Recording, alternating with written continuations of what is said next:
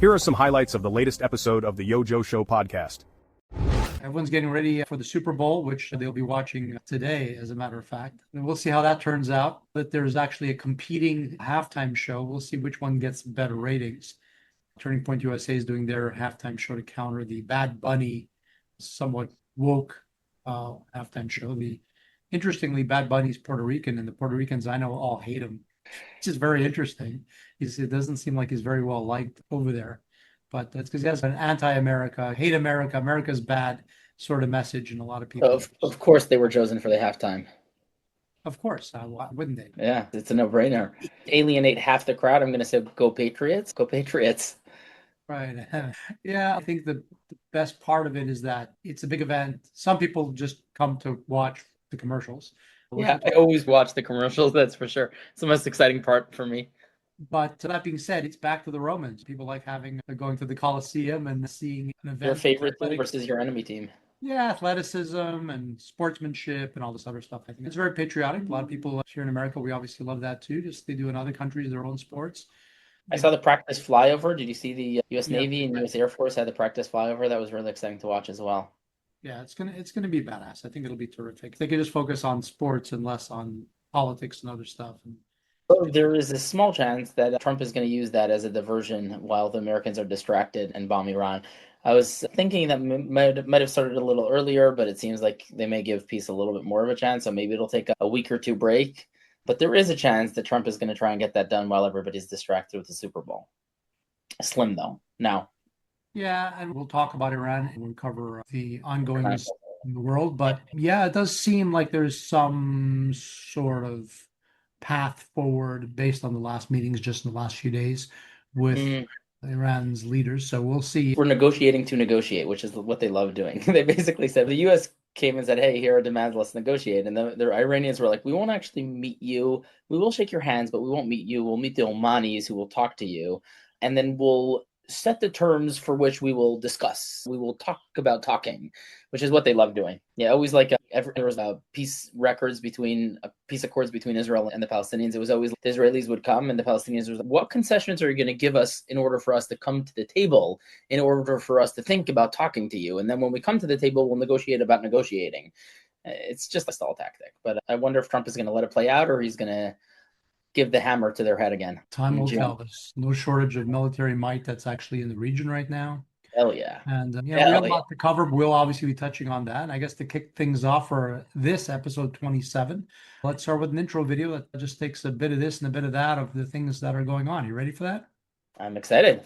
Let's go. A lot of people without power, major accidents with over 20 vehicles on the highways and all kinds of stuff. I feel bad for places that are relying on solar or turbine wind energy because, yeah, you're talking coal and fossil fuels saving people's homes from freezing over.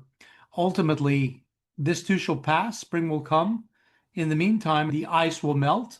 But speaking of ice, you did see obviously some more armored vehicles going down the streets and the response that are still happening in some cities.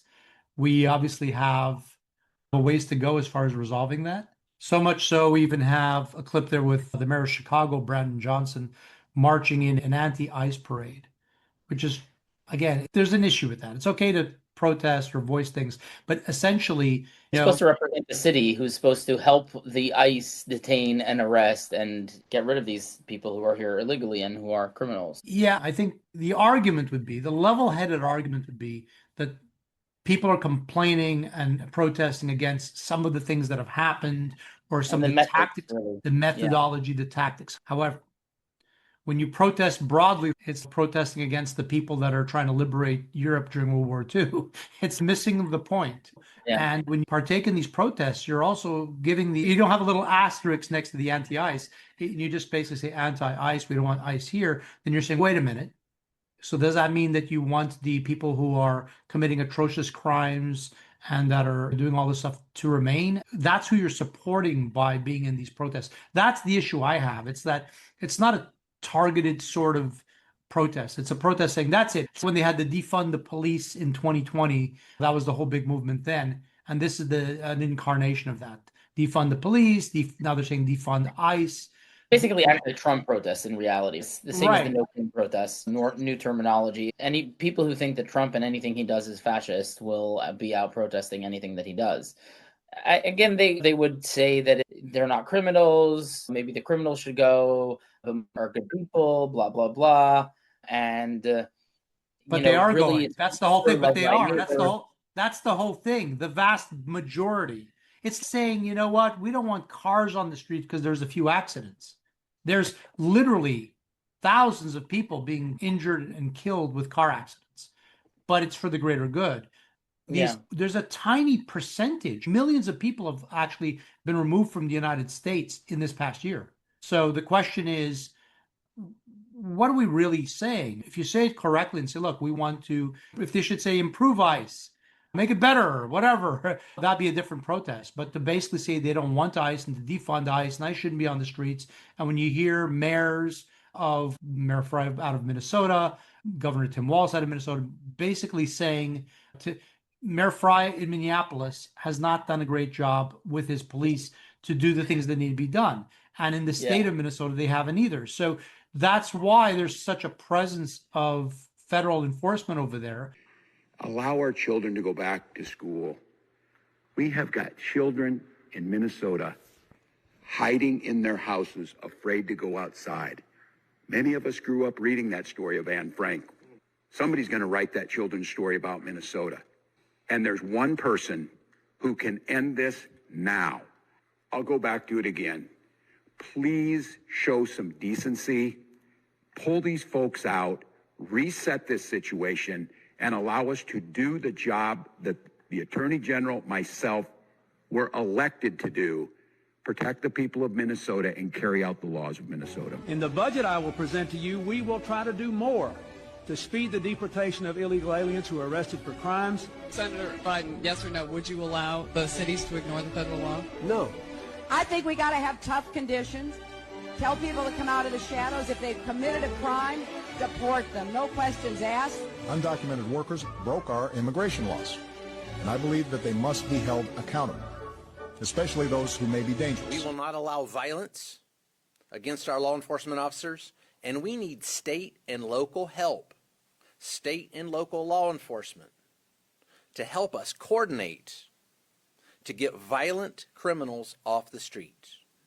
Mayor Fry and Chief O'Hare just a few minutes ago did the opposite of that by omitting the fact that the suspect had a gun and magazines full of ammunition in what looks like a situation, again, where an individual wanted to do maximum damage and massacre law enforcement. This is a Washington Post headline from 9 years ago, 2016. Meet the man the White House has honored for deporting illegal immigrants. And I would remind everyone in this room that it was former President Barack Hussein Obama who awarded a medal to Mr. Homan. He's obviously very qualified. He has the full trust and faith of the president. He will continue to have these meetings in the hopes that ICE and local law enforcement can cooperate and work together to have successful immigration enforcement, as we've seen in almost every other state across the country. So ultimately, the issue was that it went so far off of center, way left off the deep end. And that's why today, if you look at this, the current Republican Party, the MAGA that are supposed to somehow be radicals, are just basically in the middle for the majority. Not all, but the majority. It's somewhere near the middle. But they view that as being some new place because they've moved the paper. The goalposts have changed and now they're looking at something totally different. About that hotel at the end, give me a second. I'll set it up before I'll tell you what that is. So what do we see next? We saw Commander Greg Bovino, who was commanding the federal operations in Minneapolis. After the second shooting resulting in a death, he was transitioned to another, he's still doing his job, but just not Minneapolis, and they put Tom Homan in. Now, just regarding what Greg was saying, the only thing, the narrative initially that came out of the federal government, I don't agree with completely. They were saying this guy was there and he was armed and this and that. Yeah, we discussed this in depth 2 episodes ago. However, we did post a video since the last episode, which shows the encounter 11 days before his death, which does show him being a lot of context to that. Off the wall aggressive, taking a vehicle, a federal vehicle, breaking the light. You go up to a police car down the street and kick out the lights on the police car and see what happens. Yeah. Okay, good luck. And people act, and now we're not seeing anything. We don't want to look at that. Look, that's who this guy was. And he's showing up and being aggressive while armed. That's a major problem. Okay. Yeah. If you can have the responsibility of having a weapon on you, you're not going to go and act that way. You can't. That's just part of having a weapon. You don't want to act that way to begin with, but definitely not armed, and definitely not armed with law enforcement where you're kicking at them and being aggressive and violent towards them. So that's why it's hard to view that guy as just because the narrative on the other side was the guy is just some angel and, oh, he's a nurse and he's such a great guy. But look, he was out of control, because this is happening across the country. It's just that here, at least they have the sense that they know if they go on the streets and become violent or block traffic, they'll get arrested. So at least that isn't happening. But let's take a look. Discussion and controversy over immigration and customs enforcement is not confined to adults. Kids are noticing ICE agents arresting people as well. And today, students at one local high school staged a walkout to make a statement. Ari Outzer joins us live from Pembroke Pines with the story. Ari. Well, Juwan, the demonstration happened out here on the football field at Pembroke Pines Charter High School. Hundreds of students came out here chanting anti-ICE slogans. They did what they called a peace walk around the track here, and then they headed back to class satisfied that they had made a statement. The kids had a mission, a reason to walk out of class and hold a demonstration on the football field. Organizer Aiden Oscar said he and his colleagues wanted to spread awareness of the tactics being used by ICE and CBP agents. You see videos of like ICE agents like terrorizing, and tearing apart families. And when you see that, it's like you can't do anything but just say something, because it really touches me. Because people are telling me in classes like how their uncles and family members are being taken by ICE. The recent events in Minnesota, where federal agents shot and killed 2 people, galvanized the students here at Pembroke Pines Charter High School. Families are being torn apart. People are dying. It's unheard of. This is unhuman. We have the right to speak up, freedom of speech, to speak up for our people. This is wrong. Seeing that happen to people that could have happened to my mom if she never had her papers, it's like a really bad thing, and my family lives in fear and stuff, and it's just very hurtful to see. People aren't safe, and it's not just Hispanic people, it's all people. The demonstration lasted 1 class period, and according to the principal, it was peaceful and organized, and it continued briefly after school. We just want to see people be treated equally, no matter their culture, their race, or anything like that. We're all humans after all. And the principal told me that today's demonstration was not authorized by the school administration, but he also said that he's proud that the kids were able to learn something about the First Amendment, exercise their rights, and they did it without getting in any kind of trouble. We're live in Pembroke Pines. Ari Outzer, NBC6 News.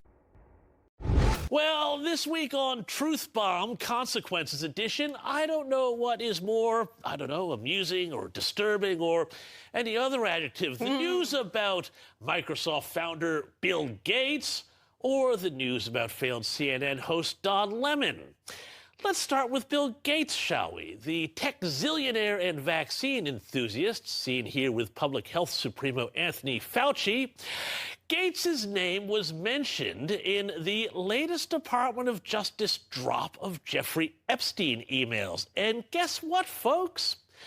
It seems that back in 2013, Epstein wrote an email to himself in what appears to have been a file note about an argument he says he had with Gates, alleging that not only did Gates engage in sex with Russian girls, giving them the jab, as it were, but that he also contracted an STD and asked for antibiotics he could surreptitiously give to his wife, Melinda. Because, well, apparently the world's most famous software engineer wasn't taking enough precautions against viruses. Now, again, these are all allegations from Jeffrey Epstein, someone who might be considered an unreliable witness, and there are reports that Epstein had drafted the emails on behalf of one of Gates' aggrieved employees. And the Gates Foundation, of course, we have to say this, had issued a statement saying that the claims in these emails are, quote, absurd and false. But I guess it's just a funny coincidence, then, that in this very same year, 2013, when all this was alleged to have gone down, that Bill Gates offered a prize of $100,000 to whomever could invent a so-called super condom. And by the way, he never paid off that bet. But in 2021, he did write a check for billions of dollars to his now ex-wife Belinda, who left him in part because of his ties to Epstein. Funny that, but not as funny, frankly, as the FAFO comeuppance being experienced by CNN has-been Don Lemon. Last seen in what can only be described as the invasion of a Baptist church in Minnesota, which was targeted last month by anti-Trump, anti-immigration enforcement protesters because of claims the pastor had ties to ICE. Here's a bit of what that looked like. And Don Lemon himself, walking or in fact crossing the line between journalist and activist, also confronted the pastor in question. We're here to worship Jesus. Yes. That's why we're here. Yes. Okay, that's why we're here. Okay. That's what we're about. Don't you think Jesus would be understanding we're about and love these folks? We're about spreading the love of Jesus. But did you try to talk to them as a Christian? No one is willing to talk. Okay. I have to take care of my church and my family, so I asked that you actually would also leave this building. You don't want us to chronicle what happened? Unless you're here to worship. I'm always worship. I'm a Christian. We're here to worship. Yeah. We're here to worship. Okay. Thank you very much. Well, here the very Christian Lemon reveled in how his group chased people out of the church, saying the action he participated in was traumatic and uncomfortable. And that was the whole point. Imagine it's uncomfortable and traumatic for the people here, but again, careful, it's very slippery right here. Yeah. It's uncomfortable and traumatic for the people here, but that's what really, careful, please, really slippery. Not kidding. That's what protesting is about. And so. Yes, well, Lemon may have gotten himself in a bit of trouble here because guess what? Federally speaking, that sort of trouble is a bit of a no-no. Because while the First Amendment protects freedom of speech, it also protects freedom of worship and the right to worship unmolested by people like Don Lemon. And thanks to something called the FACE Act, which was designed in part and perhaps ironically to protect access to abortion clinics, it is specifically a federal crime to interfere with services at religious houses of worship. And as they say, play stupid games, win stupid prizes, because Lemon has now been arrested and indicted on 2 counts by a federal grand jury on charges of federal civil rights violations, to which I say, good. Of course, the usual suspects are losing their mind. MS Now, you'll remember it as MSNBC, is calling the FACE Act an obscure law that's being used against him. Don't you love this reasoning? This is the weirdest defense I've heard since they were all screaming that Renee Good shouldn't have been shot because she was wearing a beanie. And ironically, an anti-Trump outfit calling itself, get this, the Not Above the Law Coalition, has issued a furious statement suggesting that, well, maybe in this case, Don Lemon should be above the law. Epstein, any comments on, obviously there's still so much going around. The only thing, I did see a video that showed that there does appear to be someone wearing orange, which would be the jumpsuits they wear in prison, going up the stairs. So you just see a little sliver going up the stairs at 10:29 p.m. or something to Epstein's cell area. That's new. That wasn't shown before. They now have included this missing clip which shows someone moving up. So was it someone wearing that sort of garb for... We discussed in a few prior episodes regarding Epstein, when we shared that clip about the missing video clip of, and all the memes of Hillary Clinton and everything. Jails are where criminals live and stay. And a lot of murder happens in jails, right? Sure. So it's not out of the picture that someone or many people contracted criminals in jail to assassinate him. That's completely logical, which is why some people, when they're in jail, even innocently, for example, when Tommy Robinson is arrested, he has to be in solitary confinement because the jails in the UK are filled with Muslims and they will all murder him if they can get their hands on him. So even though he's in jail for very minor crimes, really no crimes at all, aside from speech, which is a huge crime unfortunately, he has to be in solitary confinement, not because he acted wrong, but because for his own protection, quote unquote. So Epstein, I think, was supposed to be in solitary confinement, but he did have a roommate, so maybe not. It's very likely that it was a criminal that assassinated him. No question about that. It doesn't necessarily have to be a guard. There are many ways to kill a person. As the saying goes, there are many ways to skin a lamb. Isn't that? There's some skin a cat. Skin a cat. Skin a exactly. cat. I wouldn't want to do either, but yeah. And then, so there's obviously a lot of stuff being looked at. A lot more bad news for the royal family and the former prince. And look, I think that it's still, we need more time to see really what's going to come of all this. But we talk millions and millions of files, a lot of crazy pictures. Bill Clinton didn't come out unscathed. There's a lot of pictures with former President Clinton, but time will tell. And I think we'll come back to this obviously when there's more information. And Don Lemon, what are your thoughts on that? I know To note a few things on the Epstein files first. One of the names that dropped is Elon's name, Elon Musk. He has been one of the biggest proponents of arresting, sending to jail anybody who's involved with criminal acts. There are a lot of people that Epstein emailed or communicated with that didn't. I think only second to Trump, who outed Epstein here in Palm Beach County. Yeah, exactly. Although Trump and the administration have been a little kind of coy more recently on that. And I think it's because of the mass number of people on the right and left that had something that, even if it wasn't completely illegal, was certainly not flattering. And we're talking about a lot of people. There was owner of a sports team that should remain nameless and so forth. And that might be part of the thing, that there's obviously so many massive people, because Epstein obviously was very good at schmoozing people and getting them. With everyone. He really got he was interacting with so many people. And the question is how much of that is actually a real problem versus somebody saying, hey, if he's trying to set someone up, hey, take a picture with them. Let's get a couple of pictures. Not understanding what the pictures might be said to represent. So I think that's part of the issue.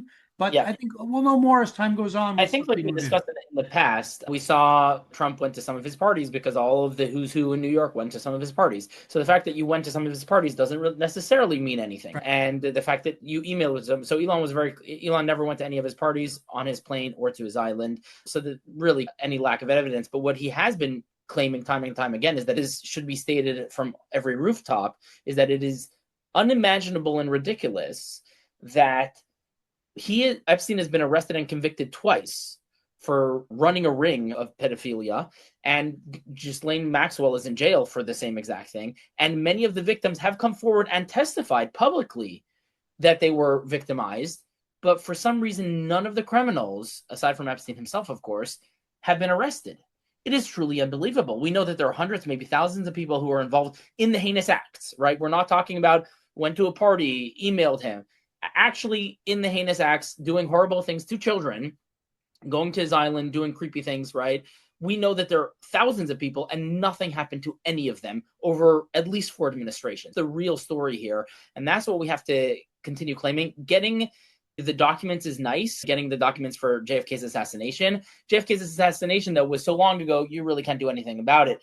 Here, many of the people who committed these crimes, Bill Gates, are still around, are still involved, are still funding many things. Reid Hoffman, Bill Gates, and many others, and specifically with underage people. So that's what we should really keep our attention to, is who's being prosecuted, who's being arrested for these crimes, not just who was mentioned in the documents. That's a lot less relevant. Obviously, it could be very interesting too, but less critical. Interesting, another discovery was that Epstein had a lot of involvement with the Russian government as well, and a lot of Russian oligarchs and his security guards, and a whole bunch of the people that he was hanging around with were involved with FSB and Russian intelligence. He actually threatened people that if they don't listen to him, then he'll send the FSB on them. So obviously he had involvements with Ehud Barak, who's a vile person. He was the former prime minister of Israel, very hardcore left-wing person. A notable discovery that we had from newly released documents is that Ehud Barak was talking to Epstein about possibly importing 1 million Russians, supposedly non-Jewish Russians, but maybe related to Jews or something, because then they can get Israeli citizenship, but importing them to Israel to have better chances of winning the election. So we saw with Biden do, where for the Democrats, in order for them to win elections, importing people, he was trying to do that to Israel as well. So that was surprising. He was a very violent. People try and assume that because he was involved, it means that the Mossad is involved. It means that everything else, that Epstein was an operative. It doesn't necessarily mean much. Barak was just a really despicable person who, when he finished with politics, became very close with Epstein. He wasn't close with Epstein, to the best of my knowledge, when he was in the Department of Defense or anything. So that was interesting as well. Back to Don Lemon. Don Lemon said, "I'm a Christian, and I think he's as Christian as he is, as Christian as I am Jesus," basically. Again, I don't know what's in his heart, but I seriously doubt that man is a hardcore Christian. And it was reminiscent of the clip recently saw of Mamdani, who, to tie things together, there are a lot of videos and images of Mamdani's mother, who was very much involved with Epstein now, and even pictures of young Mamdani hanging out with Epstein. That was definitely new to me. But Mamdani he was just in New York, and he was saying, the Prophet Muhammad taught us that just he was accepted into Medina, that we have to accept immigrants. Interesting to note that what he didn't mention is that the Prophet Muhammad later forced everybody in Medina to convert to Islam, and if they didn't, he completely murdered them in cold blood. And that it's also worth noting that almost no Muslim countries let in any immigrants whatsoever. So just an interesting note in people using the name of the Lord, quote unquote, or the name of the Prophet, quote unquote, in order to justify illegal immigration. What do you think about that? I think it's nonsense, as usual, just typical nonsense. And the issue with Don Lemon is that I'm glad he was arrested, because it draws a line in the sand for other people to discourage other people from doing this. I doubt much will come of it. We'll see. But the bottom line is his defense that he's a journalist is absolutely idiotic. And I'll cover that in a minute. Tell you what, let's hear what the left-wing TMZ has to say. This is Harvey Levin, who we know he and his crew is very left-leaning. When it was announced that Charlie Kirk had passed away, his team started cheering, and unfortunately they were live on camera. Then they came up with some cockamamie story that they were cheering because there was a car chase, and I actually saw the video of the car chase, and it was so benign. There was no one who would ever cheer to that. They were cheering because they were happy that someone had passed away. Okay, and that's what goes on at TMZ. So let's play this, and I'll give you my take on the arrest and really why it's an issue. But let's see, of course, this is what people are saying on the left regarding this arrest. So the Trump administration wonders why people are saying that they are trying to form a dictatorship. Well, look at the landscape. Arresting Don Lemon, who covered a protest in Minneapolis, is just ridiculous. Dictator. This is the playbook that dictators use to destroy democracies and take the will of the people away. It is as simple as that. The First Amendment is the First Amendment for a reason. It is considered the preferred amendment when you have to start balancing what's more important. The framers of the Constitution knew that a free press was essential to a democracy. Without a free press, you don't have a democracy. And it's real clear that Donald Trump and company doesn't want a free press. The idea that a journalist, which Don Lemon has been for 30 years, would walk into a church and film a demonstration which is of national interest, and then to say somehow, when you watch the video, they say he's part of the protest. Watch that video. He is covering the protest. He is covering it. That's what journalists do. I covered riots. I was a local reporter in Los Angeles for 15 years, and I covered riots and floods and earthquakes and all sorts of things where I had to step into areas where there were police, where there was activity, private property. When you're covering an event, which I've covered many, you step into it. And that's what journalists do. And that's what Don Lemon did. The idea that the Justice Department is saying he walked onto private property, that is insane. A church invites everybody in. Have you ever seen a church with a no trespassing sign saying no journalists allowed? Have you ever seen any house of worship that says that? It is insane that they're making this stupid argument, transparent. And yet, a grand jury indicted Don Lemon after a magistrate said there's insufficient evidence. Well, a grand jury will indict anybody because Don Lemon doesn't appear before the grand jury. Abby Lowell, his lawyer, doesn't appear before the grand jury. The Justice Department says what the Justice Department wants the grand jury to believe, and almost every time they believe it. It's all the way it's skewed. This is a ridiculous assault, and I don't want to say just on the First Amendment. It's a ridiculous assault on democracy. Trump administration should be ashamed of itself, but they're not. And they will continue to do this. And they are going after journalists. They're getting search warrants for their homes. It is obvious what's happening in this country, people. Look at what is happening. You're going to look back in 2 years if somebody doesn't stand up to them, and I know people are now, but you're going to look back in 2 years and say, wow, we didn't see that coming. Well, Neville Chamberlain should have saw it coming, and he didn't. And we don't want to be in that position. So wise up, everybody, because it's obvious what's happening here. This is an outrage. Fulton County made a stunning admission about the 2020 election. After almost 5 years of assuring voters all procedures were followed, it turns out that may not be entirely true. Now they face some steep fines from the state elections board. Atlanta News First political reporter Doug Reardon is live tonight at the state capitol, where this all came out earlier this month. Doug. Yeah, good evening, Blair. And those fines could crest $1 million if the state elections board gets exactly what they're asking for. Fulton County essentially admitted that there were unsigned tabulator tapes. Those are those pieces of paper akin to receipts that come out of the voting tabulation machines that help them verify how many people voted and to make sure that it actually matches the number of votes that were cast. Those are unsigned, and that violates state law. The board also admitted that they were missing some documents tied to 2020.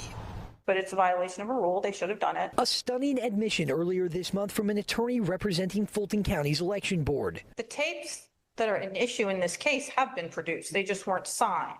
The ticker tapes she's talking about, shown here, are almost like receipts spit out by voting tabulators on election night. State law says they must be signed by poll workers for verification, but some 150 tapes tracking the votes of some 315,000 people during early voting in 2020 weren't signed. At best, this is sloppy and it's lazy. At worst, it could be egregious, and it could have affected an election. Some other ticker tapes and documents tied to the 2020 election were also missing, the county said. The revelation made waves nationally. Even Elon Musk posted about it. Georgia's Secretary of State Brad Raffensperger assured it wouldn't have altered the results of the election that was audited and verified several times over. Raffensperger posting online, quote, "A clerical error at the end of the day does not erase valid legal votes." A clerical error could be one tabulator tape not signed or one tabulator tape missing, not 148 tabulator tapes missing. Garland Favorito, who runs the conservative watchdog group Voter GA, said the admission is disturbing to people who've had doubts about the 2020 election for years. It's not vindication. It's just about accuracy and in the integrity and security of future elections. And that wasn't it for Fulton County this month. Just last Friday, a judge down the hill here ruled that they have to turn over images of ballots from 2020. It was something they had been fighting the state elections board on for well over a year. We're outside the state capitol. Doug Reardon, Atlanta News First. We may have found the biggest scam in healthcare, and the companies behind it are making tens of billions of dollars for doing next to nothing. Over the last year, our reporters have figured out that money meant to make your medicine cheaper has actually been flowing to what appear to be shell corporations, several of them outside of the United States.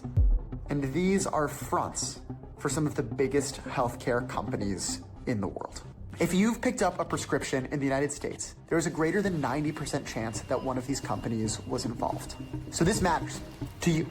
You probably haven't heard of Ascent or Zinc or MSR, but you've definitely heard of their parent companies, United Healthcare, CVS, Cigna. No answer. Zinc claims to provide billions of dollars worth of services, but each time we visited their headquarters on this weekday and this one, it was empty. Across the world, tucked in the back of a shiny office building in Dublin, no one was at MSR either, according to the Pulitzer Prize-winning reporter we sent to check out the place. Where is everyone? Meanwhile, in Schaffhausen, a tax shelter outside of Zurich known for corporate secrecy, there were actually about a half dozen employees working in the office. The company called the police on our reporter.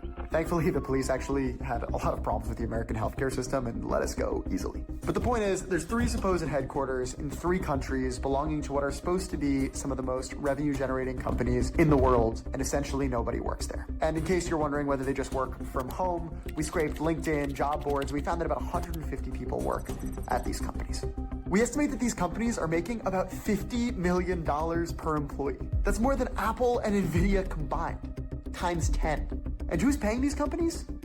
Level employees had the same view. As one of them told us, quote, "They move money here and there. It looks like washing money, shifting money. It's nothing else." The scale is hard to comprehend. These are billions of dollars every year. Money that should be making your drugs cheaper and instead is being sent to essentially empty offices around the world. So that's the scheme, and it isn't just money moving hands.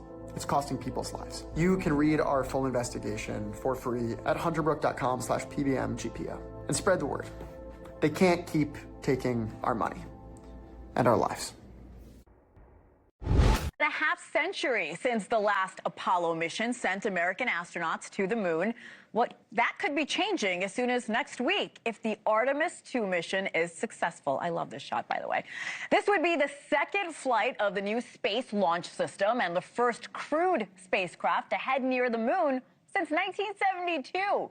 The mission has already faced some lengthy delays.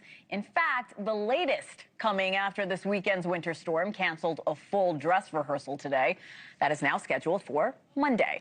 After 15 years in the making, the rocket could lift off in just a matter of days. The 4-person crew heading into space include NASA astronauts Reed Wiseman, Victor Glover, and Christina Koch, along with Canadian astronaut Jeremy Hansen. Glover will become the first person of color, Koch the first woman, and Hansen the first non-American to travel around the moon. And when I look at the future, when we talk about what is our legacy, I don't want to look 5 years or 10 years in the future. I want to look 100 or 200 years in the future. And honestly, this is where I thought this might land wrong. I hope we're forgotten. 100%. If we are forgotten, then Artemis has been successful. We have humans on Mars. We have humans out on the moons of Saturn. We are expanding in the solar system. We have robotic precursor missions going out. We already have spacecraft outside of our solar system. Maybe we've invented something that we never even dreamed of, and maybe we inspired some kids somewhere, and maybe that's our footnote. I mean, how exciting is that? This 10-day voyage will consist of a day-long trip into high Earth orbit, then 4 days of travel to the moon. That includes a 4,700-mile flyby of the lunar surface and a 4-day return back to Earth. There are 15 different launch windows for Artemis. 2 of them are between now and the end of April.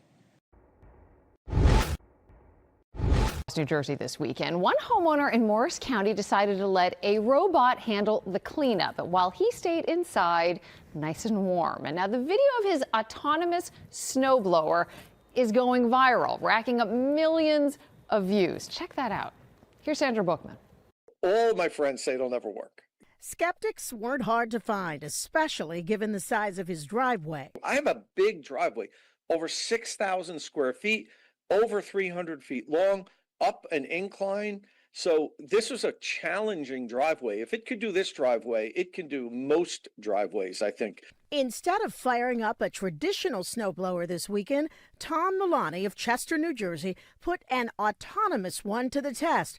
But he says it didn't come easy. It takes a while to set them up. I'll tell you right now, this isn't for people that just want to buy something, take it out of the box and use it. I have probably 30 hours invested in assembling, programming it, walking it around my driveway. Once programmed, the machine works on its own, starting when the snow does. You turn it on when it starts snowing, and you just let it run continuously. It ran through the night, in fact, returning to its charging dock as needed. I had it running all night, and when I woke up this morning, my driveway's done. Milani says this is a glimpse of how technology is changing everyday chores. Well, that's how robotics and AI helps us live better lives. So who wants to be outside clearing your driveways? And he believes this is just the beginning. This is first gen, and like any tech, you know, it only gets bigger, better, and less expensive as time goes on. So I 100% can see these things eventually being used at municipalities, much larger scale than what mine is. Sandra Bookman, Channel 7, Eyewitness News. Everybody's parked in a handicapped parking spot. Yeah, I've been dealing with people for 20 years. I'm tired of it. He's megaphoning into his face. I love Drew, man. There's van accessibility. That doesn't look a van to me. It's a Batmobile. Come here. Hey, sharp. Oh, he's so embarrassed. Oh my God, he's so embarrassed. Hey, no. Come on. They're chasing him. It's my birthday. It's my birthday wish. push for you to stop. Holy you can't do anything right. If you pay the fine, we'll let you go. Hey, what fine? All I wanted was a f***ing cheeseburger. If I said jump in the water, would you? I can't jump. Hurry up, dude. Oh, it's your birthday? Yeah, it's my birthday, and my wish was to stop. The only way to get out of that, give me a sincere apology. You gonna say it? Are you gonna say it? I'll say it. I know it's not the first time on your knees, buddy. I apologize. You better apologize. That's Drew. there. Drew Davis has cerebral palsy, and he was told that he would get nowhere in life and could do nothing. Now he owns the Crippling Company. That's what he calls it, the Crippling Company. And he makes crippling hot sauce. If you want any kind of hot sauce, look up crippling hot sauce. He basically tells it as it is and goes around. He's actually, I think, now traveling the country, trying to raise awareness and promoting, essentially getting people that may have disabilities to understand that shouldn't stop them from doing anything. All that being said, I think we've done one thing, and that's we've gotten to the end of episode 27. We appreciate everyone that's stuck with it, and we'll prepare for the next one. Yeah, this has been great. Thank you so much for repeating customers and everybody who's been back to watch us again and again. We really appreciate your time. And please let us know what you think down in the comments. And we'll read them. We'll get back to you. In the meantime, let's get ready for the next episode. Look out for other content. And let's have a wonderful week. Bye, everyone. Bye, y'all. Bye. Bye, Joe.